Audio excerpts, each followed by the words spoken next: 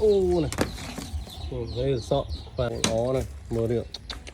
คนមួយជួយទិញមីងមីងអរគុណច្រើន បាទវាស៊ូបងប្អូនមិត្តភ័ក្តិនៅក្នុង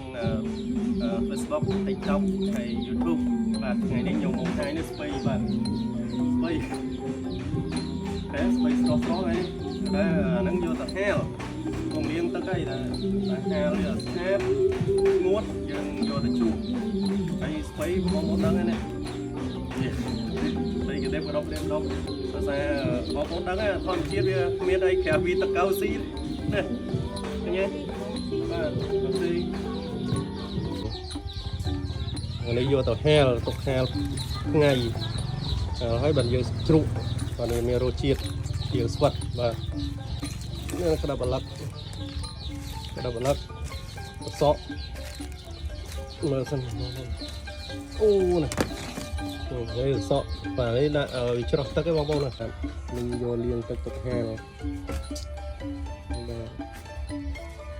ហើយ អាហ្នឹងយើងទិញពីចការគេមិញហ៎ ចា បាទអូណាមើលនេះចៃមកបងប្អូនបាទហ្នឹង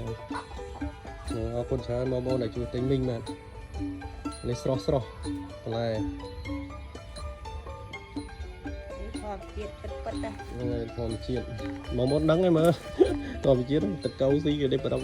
តែគោមមានស្អាតហើយបងប្អូនហ្នឹង